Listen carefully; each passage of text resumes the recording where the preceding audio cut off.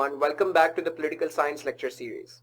In the previous lecture we discussed the fundamental theory of the parliamentary and presidential democracies और हमने briefly उनके comparison को discuss किया था. Today we'll be doing the past paper question which is very important कि parliamentary democracies को क्या principal advantages और disadvantages हैं presidential democracies पे. तो ये multiple times भी question आ चुका है past paper में. अच्छा, अब इस question को हम answer जिस तरीके से कर रहे हैं क्योंकि हम पहले बताएंगे पार्लियामेंट्री डेमोक्रेसीज के एडवांटेजेस ओवर प्रेसिडेंशियल सिस्टम. तो ऑटोमेटिकली अगर पेपर में लेट से सवाल आता है कि प्रेसिडेंशियल के पार्लियामेंट्री पे वो फायदे और नुकसान बताएं, तो ये चीजें रिवर्स हो जाएंगी. यानी all these things which are advantages over presidential, these are the disadvantages of presidential over parliamentary. तो you can reverse the two. तो सबसे पहला एडवांटेज जो पार्लियामेंट्री सिस्टम को प्रेसिडेंशियल सिस्टम के ऊपर है वो ये है कि there is a coordination between legislative. Since both are part of the legislature, advantage जो पार्लियामेंट्री सिस्टम को प्रेसिडेंशियल सिस्टम के ऊपर है वो ये है कि there is a coordination between legislator and executive.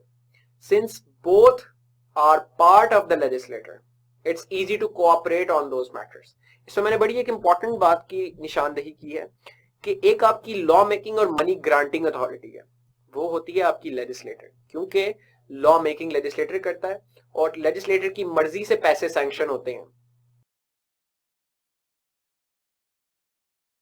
अपनी डिफरेंट डिपार्टमेंट्स को और चीजों को. बजट आपका पार्लियामेंट बनाती है. और दूसरी है law enforcing and money spending authority, वो आपका एग्जीक्यूटिव है, क्योंकि उसने उस लॉ को इन्फोर्स करना है जो पार्लियामेंट पास करती है और उस पैसे को स्पेंड करना है.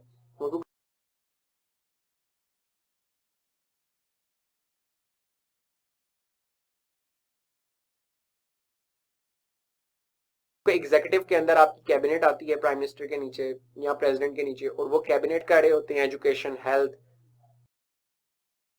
करना होता है. तो because both are part of the या प्रेसिडेंट के नीचे, और वो कैबिनेट ने डिफरेंट डिपार्टमेंट्स को हेड कर रहे होते हैं, education, health, all these kinds of departments, और वो उन्होंने उस पैसे को स्पेंड करना होता है. तो because both are part of the same chamber and both are, if there's a fusion of the two, it is easier to cooperate and it is easier to like smoothly steer the system in that regard.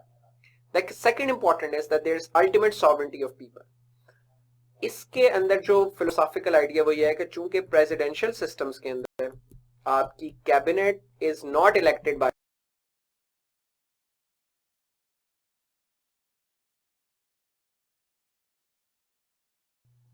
इसी इसके अंदर जो philosophical idea वो ये है कि चूंकि presidential systems के अंदर आपकी cabinet is not elected by the people, वो प्रेसिडेंट की मर्जी होती है, वो जिस मर्जी को अपने कैबिनेट में रख ले, किसी को भी कोई भी सेक्रेटरी ऑफ स्टेट बना दे, किसी को कुछ भी बना दे. तो इसीलिए यानी पीपल्स की सॉवरेंटी वहां पे कहा जाता है, पॉपुलर सॉवरेंटी थोड़ी सी कंप्लीट मैनिफेस्टेशन नहीं होती. जबकि पार्लियामेंट्री सिस्टम्स में every member of the cabinet, your every minister is generally part of the lower house. कभी कभी अपर हाउस से भी होता है जो कि इनडायरेक्टली इलेक्ट हो जाता है, लेकिन आपने इनडायरेक्टली तो अपर हाउस के मेंबर्स को भी इलेक्ट किया ही हुआ है, तो चलें वो भी in some way is your representative. But predominantly cabinet के मेंबर्स पार्लियामेंट्री सिस्टम्स के अंदर प्राइम मिनिस्टर के नीचे नेशनल असेंबली के मेंबर्स होते हैं या जो लोअर हाउस है उसके मेंबर्स होते हैं, which are elected by you. So your ministers are elected by yourself, which means that the principle of popular sovereignty is fulfilled more and is seen as more predominant in the parliamentary democracies than in the presidential ones. The third is the responsiveness and the promptness of action. Because of the harmonious cooperation between the two branches, because दोनों एक ही chamber में मौजूद हैं, because there are no institutional lags and delays and transfers and communication gaps, it is easier for the parliamentary democracies to respond to the changing issues. That's the first point. The second important point is that presidential democracies के अंदर अमूमी तौर पे आपके elections के time very करते हैं. सो president का time election एक अलग टाइम पे होगा, कांग्रेस का इलेक्शन, हाउस ऑफ रिप्रेजेंटेटिव्स का अलग टाइम पे इलेक्शन होगा. उसका नुकसान कभी कभी ये होता है, बल्कि अक्सर ये एक चीज नजर आती है कि president belongs to a different party and majority of people in the House of Representatives belong to a different party. तो इसका मतलब एक वो पार्टिजनशिप भी आ जाती है आपकी, वो आपके बीच में कोई टसल भी आती है पॉलिटिकल डिफरेंट पॉलिटिकल पार्टीज होने की वजह से, जिसकी वजह से you don't happen to produce the most responsive actions. क्योंकि इसकी वजह से ग्रिड लॉक्स बन जाते हैं, लाइक प्रेसिडेंट और cabinet is not agreeing with what the Congress is saying and the vice versa, so उसकी वजह से बड़े मसले हो जाते हैं। जबकि पार्लियामेंट में अमूमी तौर पे चूंकि जो एग्जीक्यूटिव की पार्टी है, यानी प्राइम मिनिस्टर और कैबिनेट,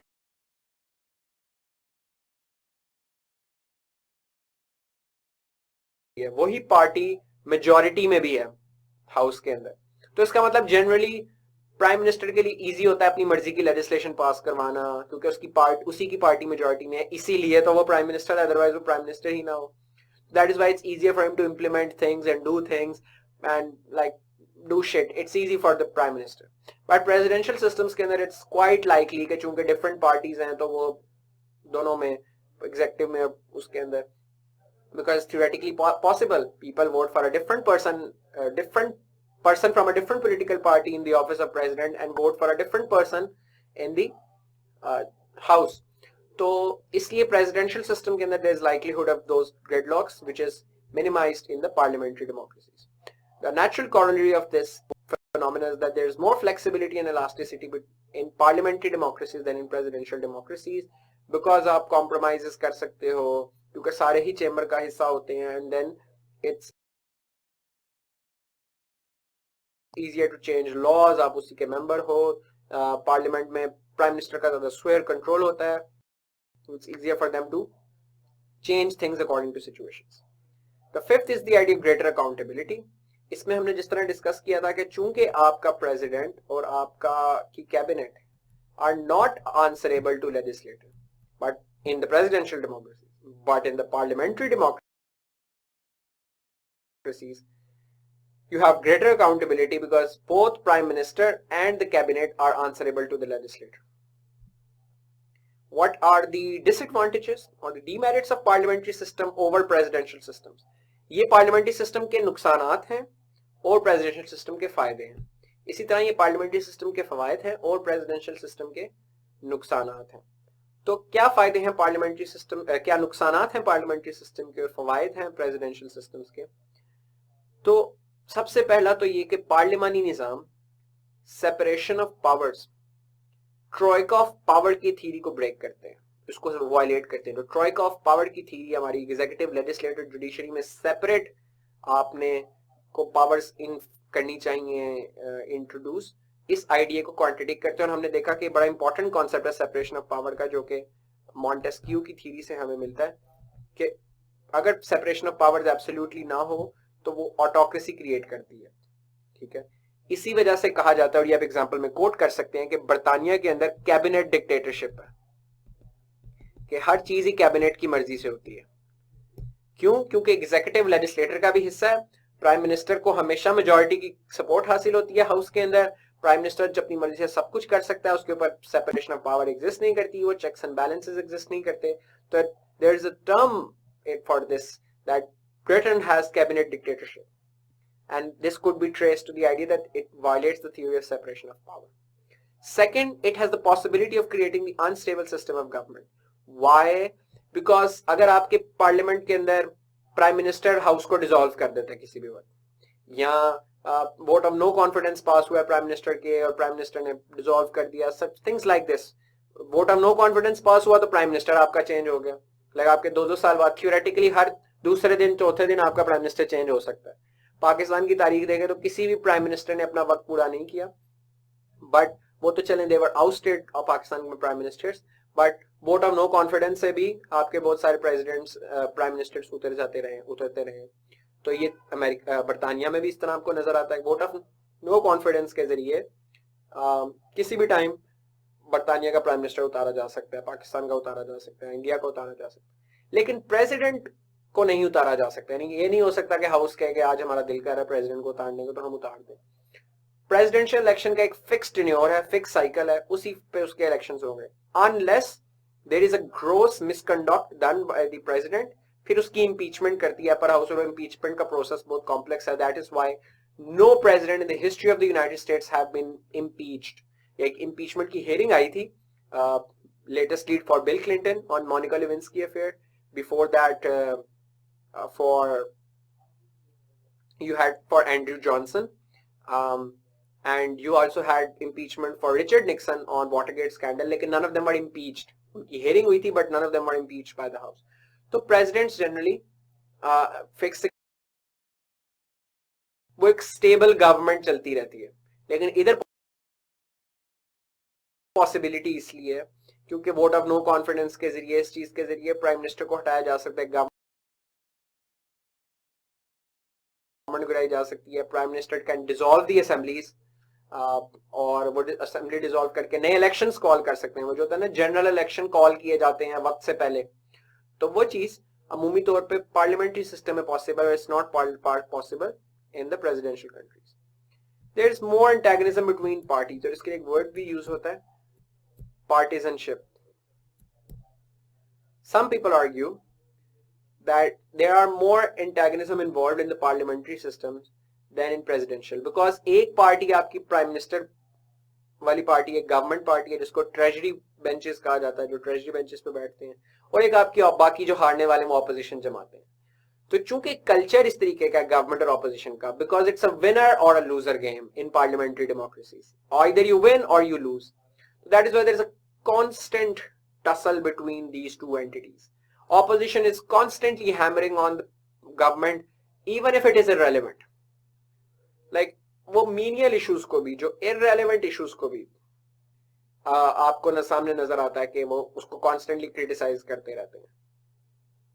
तो ये वो फीचर है जो कि एंटेगनिज्म को जनरेट करता है. जबकि प्रेसिडेंशियल सिस्टम में रूम मौजूद होता है, क्योंकि बहुत दफा मुख्तलिफ इलेक्शंस हो रहे हैं, प्रेसिडेंट का अलहदा टाइम पे हो रहा है, हाउस का अलहदा टाइम पे हो रहा है, तो इट्स वेरी इजी कि आपका पार्टीज को इस तरह एडजस्टमेंट मिल जाए कि एक पार्टी का प्रेसिडेंट है और दूसरी पार्टी की हाउस में मेजोरिटी है, तो उसकी वजह से एंटेगनिज्म कम होने का भी एक थियोरेटिकली प्रोबेबिलिटी है. The fourth is the inefficient administration. Why do some people believe that? It's because आपकी कैबिनेट, आपकी डिफरेंट मिनिस्ट्रीज और डिपार्टमेंट्स की हेड होते हैं, इंचार्ज होता है, and your cabinet is supposed to steer the wheel of the government. उसने administration करनी होती है. पार्लियामेंट्री डेमोक्रेसीज में चूंकि एक रिस्ट्रिक्शन है कि आपकी मिनिस्टर्स, आपके कैबिनेट के, they can only come from the parliament, which means कि it's very likely कि the people who are heading different departments are not experts in their field. Like अभी की कैबिनेट उठा के देख लें, पिछली कैबिनेट उठा के देख लें पाकिस्तान में, none of those people have academic backgrounds or technical expertise in their departments. Like आपका वाटर एंड पावर का जो इंचार्ज है, मिनिस्टर है, is generally does not have technical expertise in that field, but he is nonetheless the minister. तो क्योंकि parliamentary system में room ही नहीं है, पॉसिबल ही नहीं है आपका मिनिस्टर उस तरीके से आई, it could happen by sheer luck or chance, but generally it's not possible क्योंकि आपने उसी लॉट में से चूज करना है. But in the presidential systems, by contrast, the president can pick and choose anyone. So oftentimes presidents choose very expert people for the expert positions, and मतलब right man for the right job वाला काम presidential democracy के अंदर, cabinet के अंदर आसान होता है. The fifth is the monopolization of political power.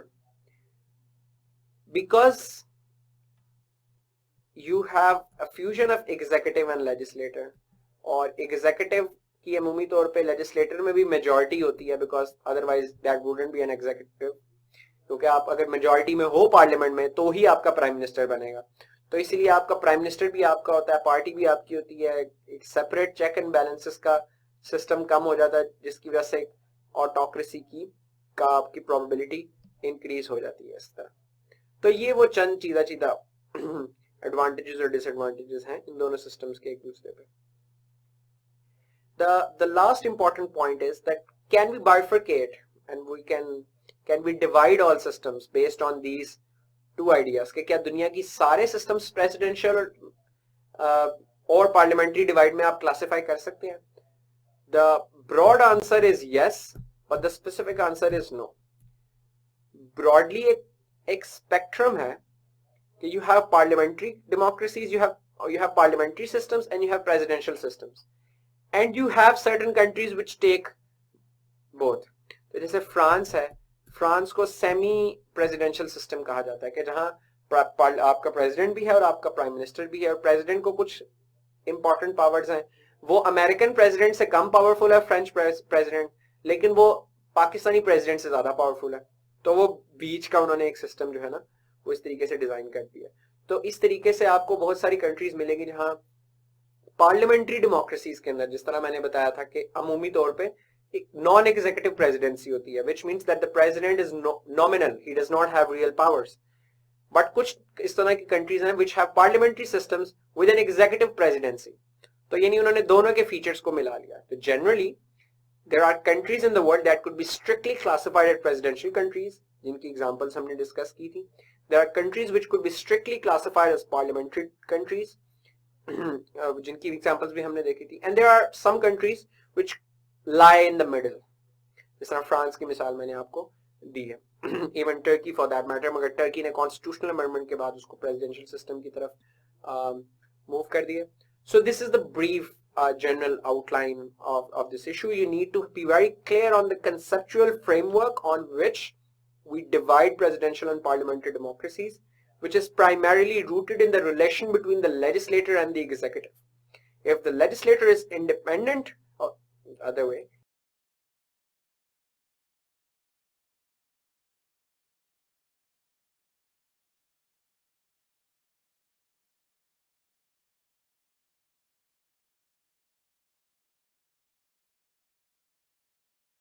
the executive is independent of the legislator, that is a presidential system.